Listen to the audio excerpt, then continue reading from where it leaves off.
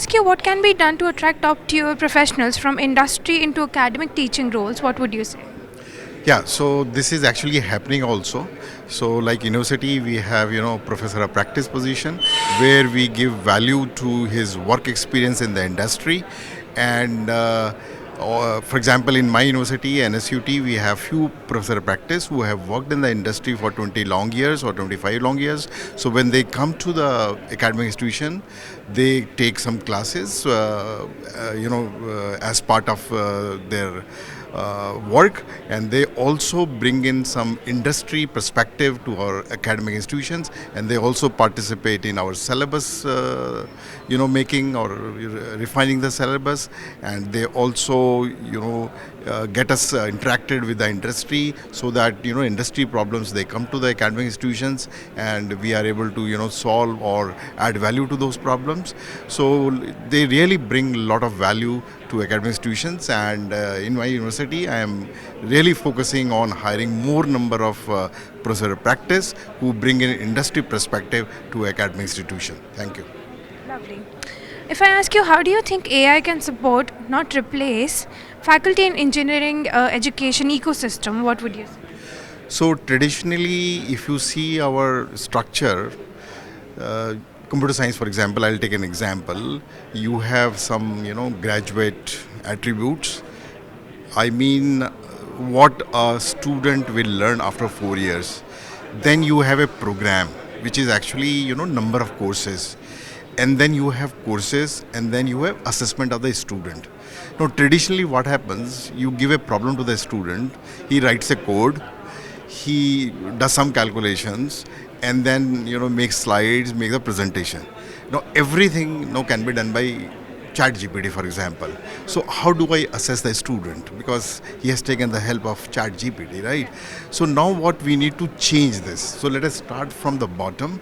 So in terms of assessment, there has to be a different way of assessing the students, not giving a problem and coding it and things like that. So there has to be a different way of assessing the student. You go to the courses. Now all those courses like coding and all that, which student can get information from chat gpt, probably we should not teach in detail. We should teach different kind of courses which currently ChatGPT is not able to handle, right? And then we go to program.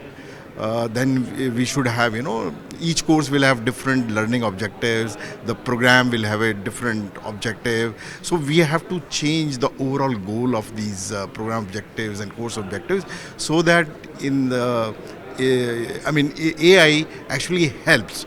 So idea is that let him use AI, but how he is able to solve problems of healthcare, problems of climate, problems of mobility using AI techniques. So we need to focus our attention how to use AI technology for solving societal problems. Okay. One last question to you. Let's keep it quick. What does a high impact campus startup ecosystem look like, and how can mid tier colleges replicate that? Yeah, so we have a good ecosystem of incubation.